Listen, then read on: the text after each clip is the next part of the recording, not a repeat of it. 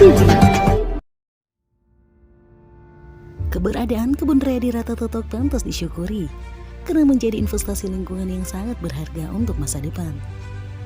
Pembangunan kebun raya Megawati Soekarno Putri menandakan masih ada ikhtiar yang dilakukan bangsa ini untuk memulihkan paru-paru buminya yang sakit akibat deforestasi.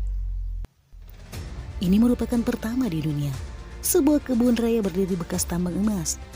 Luasnya sekitar 221 hektar, termasuk di dalamnya kawasan hutan produksi terbatas. Selain menjadi kawasan konservasi, kebun raya ini akan difungsikan sebagai hutan penelitian dan pendidikan. Jumat 11 Maret kemarin, MMC TV yang tergabung dalam tim crime jurnalis menyambangi tempat yang menyimpan sejuta pesona tersebut. Kawasan ini terlihat berbeda dari sebelumnya. Biasanya, tempat ini sering dijumpai para peti penambang tanpa izin. Tapi dari pantauan tim media, kawasan ini sudah terlihat sepi. Yang ada hanyalah penambang luar yang melintasi kawasan tersebut. Rasa penasaran kami pun muncul, hingga kemudian bergegas menuju ke sebuah kantor yang berdiri megah di tengah rindangnya pepohonan. Tim pun disambut ramah oleh Kepala UPTD Kebun Raya Megawati Soekarno Putri, Johannes Serot bersama kedua orang rekannya.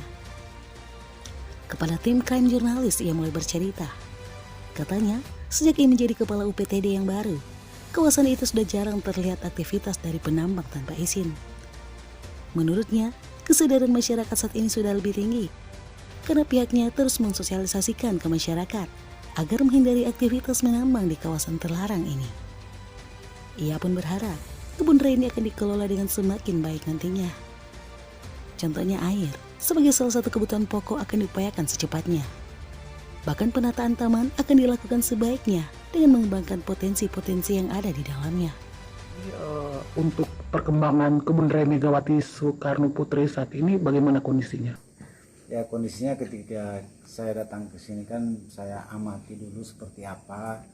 Terus tugas saya di sini saya harus cari tahu SK Menteri, kemudian Perbub sama Perda kita pelajari apa yang menjadi tugas pokok saya di sini. Dan itu sementara saya jalankan di sini. Oke, untuk penambang-penambang tanpa izin apa saat ini masih didapati atau sudah bagaimana, Pak? Iya, terus terang saja memang waktu ketika saya datang di sini di pinggiran-pinggiran jalan saja masih terdapat banyak penambang. Tapi untuk saat ini sudah tidak ada lagi, termasuk di pinggiran-pinggiran. Di dalam ya kita akui tetap masih ada aktivitas. Tapi kita turun ke lapangan secara persuasif, kita sampaikan berdasarkan aturan itu tidak diperbolehkan di sini. Ya secara pelan-lahan sudah banyak yang keluar. Ya kemungkinan di sini waktu lalu kalau ada 100%, sekitaran 70% sudah tidak ada lagi. Oke, untuk pengamanan dari pihak pengamanan dari Polri bersama TNI masih dikerahkan? Ya, yang lalu dimintakan untuk pendampingan dari pihak TNI dan Polri. Dan itu efektif, termasuk penjagaan pos, dan tugas kita selain menjaga pos itu tugas kita patroli. Jadi patroli di bagian-bagian yang masuk di wilayah kebun raya, ya kita patroli. Jadi pengamanan dalam itu sudah sampai ke patroli. Jadi sampai saat ini terus melakukan penjagaan ya? Tetap dilaksanakan sampai kapan? Sampai tugas yang ditugaskan oleh negara termasuk Kementerian Kehutanan, kemudian Bupati itu tetap dilakukan. Selama ini belum ada berita untuk bencana-bencana yang terjadi di wilayah kebun raya karena kita tetap patroli, kontrol. Kalaupun dia ada penambang kita suruh keluar, nah itu. Dan untuk berita tentang itu belum. Artinya untuk pihak pemerintah bersama dengan TNI dan Polri selalu bersinergi dalam pengamanan di kebun raya. Memang itu yang dibutuhkan, sinergitas antara pemerintah Kabupaten Nusa Tenggara, termasuk kita di sini UPTD, kemudian para petugas yang ada, termasuk yang di belakang ini ada 2 orang yang mendampingi. Tugaslah mereka untuk patroli, kontrol seluruh aset yang ada di kebun raya ini. Oke, baik Pak. Melihat kondisi kebun raya Megawati Soekarno Putri, mungkin ada hal yang patut dilakukan pembenahan dari pandangan Bapak sendiri. Apa yang sebaiknya untuk dilakukan pembenahan di Kebun Raya Megawati Soekarno Putri?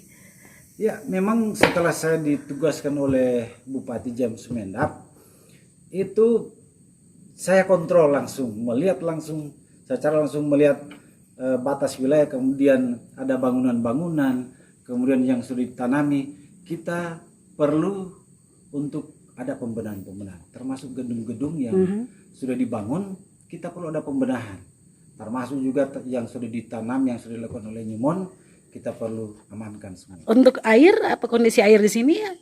Listrik. Ya, listrik untuk, bagaimana? ya, itu adalah salah satu kekurangan kita di persiapan kantor ini UPTD, airnya belum lancar. Oke, lagi Jadi untuk diupayakan. sementara saya sudah usulkan saya sudah menyurat ke PDAM untuk mengaliri air di sini. Kemudian listrik ada yang di di sini genset, tetapi tidak berfungsi secara maksimal. Dan sementara kita upayakan ada PLN.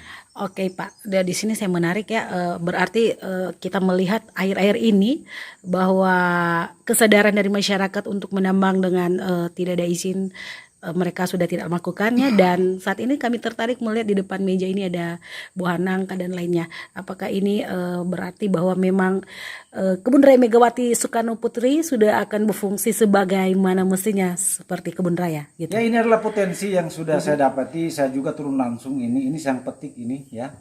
Saya yang petik ini nangka ini. Jadi ini potensi yang ada di kebun raya. Dan saya sudah panggil yang petugas di pos.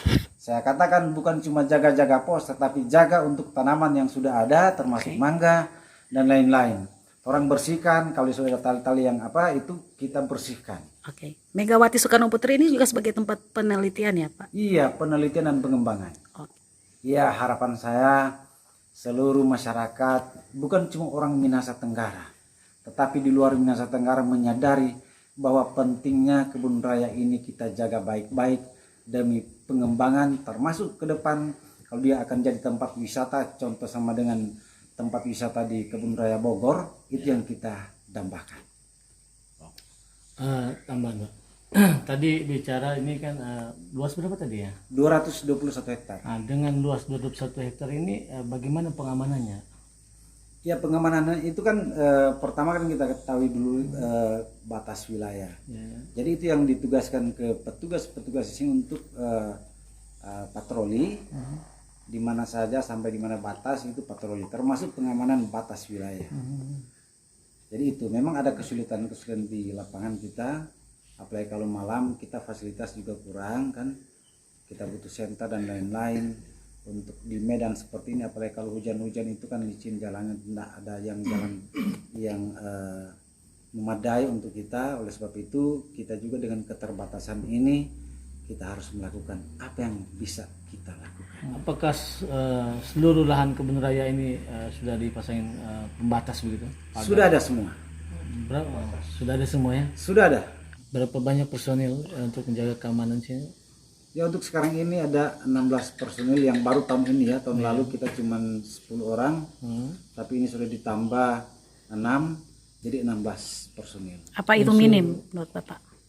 Ya, kalau kita ada penanganan khusus kita bagi 2 shift. Tetapi kalau sedikit aman kita bagi shift 3 shift atau bisa sampai 4 shift karena sudah ada pendampingan dari TNI Polri. Berapa banyak personil dari TNI dan Polri yang turut serta keamanan sini? Yang permintaan kita dari Pemkab termasuk Dinas Lingkungan Hidup itu setiap hari harus ada 1 personil dari TNI, 1 personil dari Polri. Ini butuh ada kendaraan untuk operasional supaya lebih bagus kan, dia pakai motor trail di sini itu. lebih bagus. Memang kita sudah ada satu buah kendaraan trail, tapi mungkin di kemudian hari kita membutuhkan juga kendaraan operasional. Berapa bangunan yang ada di area kebun raya Soekarno Putri ini? Di sini ada 3 lokasi. Jadi ini lokasi pertama. Lokasi kedua ada yang bangunan untuk pertemuan umum. Itu ada 2 bangunan. Kalau yang di bawah yang dipersiapkan untuk dalam rangka penelitian, di situ ada 10 bangunan situ. Jadi ada persiapan bengkel, kemudian ada untuk tempat gensetnya, kemudian ada yang untuk penelitian itu ada paranet, 3 paranet. Dilakukan mungkin rutin atau secara triwulan atau gimana Pak untuk pemeliharaan tempat ini? Ya, kita ketika saya ditempatkan di sini, saya perlu evaluasi setiap bulan, triwulan dan 6 bulan bahkan 1 tahun.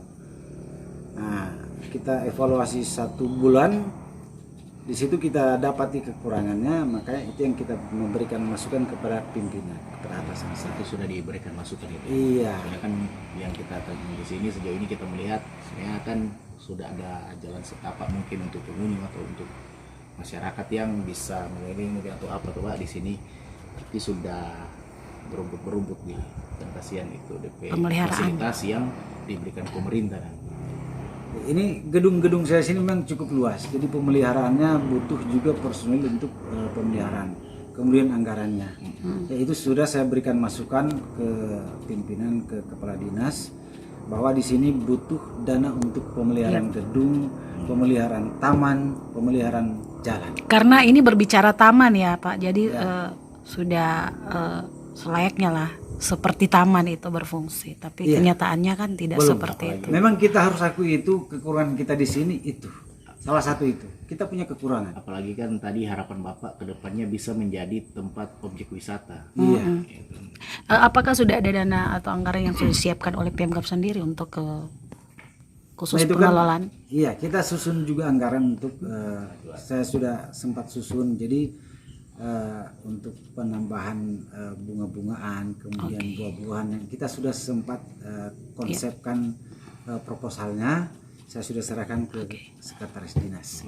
Semoga Kebun Raya Megawati Soekarno Putri akan lebih baik di tangan kepala UPT yang baru. Iya, harapan seperti itu. Bantuan teman-teman wartawan, apalagi teman-teman wartawan seperti ini yang luar biasa bisa sampai ke sini, bisa mengecek langsung, apresiasi yang setinggi-tingginya. Oke, thank you. Dari Kebun Raya Megawati Soekarno Putri, tim MCTV mengabarkan.